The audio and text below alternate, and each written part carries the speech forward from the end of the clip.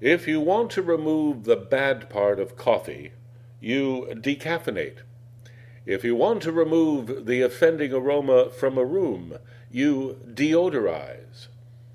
And if you want to give the award issued by the Academy of Motion Picture Arts and Sciences to a more deserving recipient, you must DeOscarize the current holder. Then sit by my side if you love me. Wherever there's a fight so hungry people can't eat, I'll be there. Wherever there's a cop beating up a guy, I'll be there. And when the people are eating the stuff they raise and living in the houses they build, I'll be there. Words first expressed by John Steinbeck, then Nunnally Johnson, then John Ford, and then, finally, Henry Fonda. From the 1940 film classic The Grapes of Wrath. Nominated for Best Picture 1940. Nominated, but not won. Not won, but it's a classic. It's part of every film student's curriculum. No great movie director has not seen The Grapes of Wrath. I know I'm being grandiose, if not optimistic, but seriously, would you want to see a movie made by a director who has never seen The Grapes of Wrath?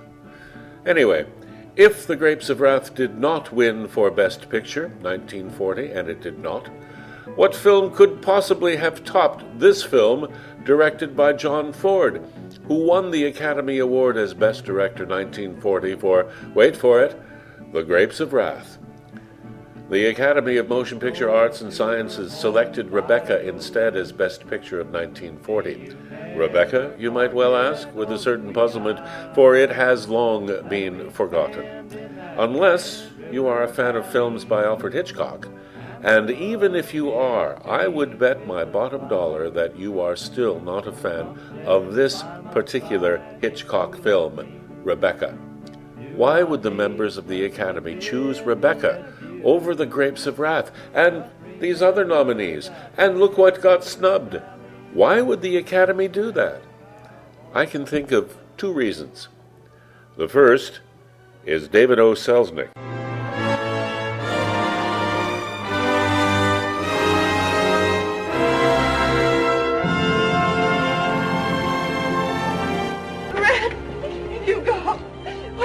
What shall I do?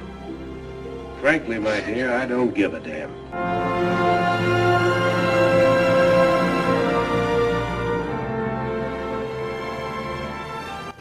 I believe there was still a Gone with the Wind hangover, the Academy being in awe of the box office receipts still going strong into 1940. In other words, the members of the Academy of Motion Picture Arts and Sciences did not think one Academy Award for Gone with the Wind was quite enough. So they threw in another Best Picture award for Rebecca.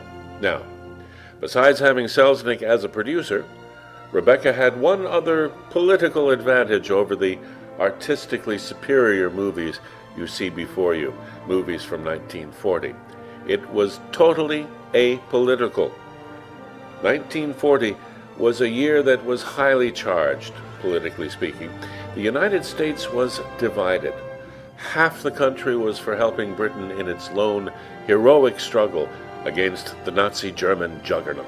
We shall prove ourselves once more able to defend our island home, if necessary for years, if necessary alone. We shall defend our island, whatever the cost may be. We shall fight on the beaches, we shall fight on the landing grounds, we shall fight in the fields and in the streets. We shall fight in the hills. We shall never surrender. Those Americans in favor of helping the British, they were called interventionists, and I guess they were considered to be liberals. The other half, known as isolationists, were against the United States having any involvement whatsoever with the European conflict, for many reasons, most of which were conservative, none of which were noble, except, of course, the desire to keep the young out of war. It got ugly, though. Isolationists were embodied in a Tea Party-like organization called America First, Just like the Tea Party, there were Republican representatives and senators in America first, and they too used intimidation and veiled ugly racist threats, specifically aimed at the Jewish studio heads in Hollywood, threatening everything, including deportation, should a film appear that in any way promoted the interventionist point of view. In 1940, the movie community thought it was best to remain as politically anemic as possible. Some films slipped through, though, some of which made it to nominee status, but did not stand a chance because of the political climate in the United States. Take Foreign Correspondent, for example. It's too late to do anything here now except stand in the dark and let them come. It's as if the lights were all out everywhere, except in America. Keep those lights burning. Cover them with steel, ring them with guns, build a canopy of battleships and bombing planes around them. Hello, America. Hang on to your lights. They're the only lights left in the world. Definitely not politically correct for the isolationist front in the United States of America. Then there's The Long Voyage Home. Same story, that is, the story of a British freighter making its way through dangerous, enemy-infested waters. I say enemy-infested because the Germans, Nazis, are never mentioned. Once again, must upset the isolationists. My God, they might primary us. And The Great Dictator. It's obvious that The Great Dictator would not receive the Best Picture award since it directly satirizes, mocks, ridicules, and calls out the phony dictators of the era, namely Adolf Hitler and Benito Mussolini. Don't forget, America was not at war at this time, and the movie studios were still selling movies to Germany and Italy and Japan. The Grapes of Wrath? There is favorable talk about trade unions in this movie, so that would be considered too controversial to take a chance by giving it a Best Picture award. Don't want to bring too much unfavorable attention to the industry if a controversial film were to be chosen Best Picture.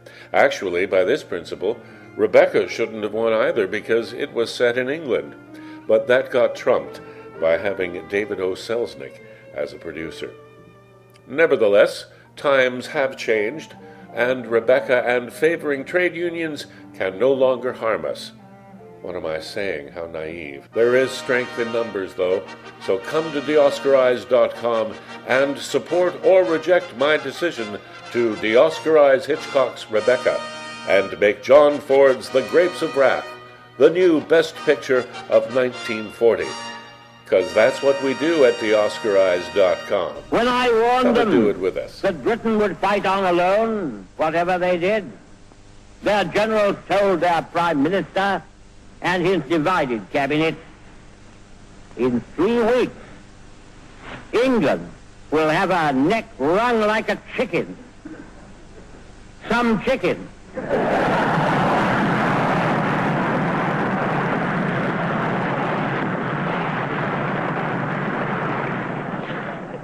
Some neck.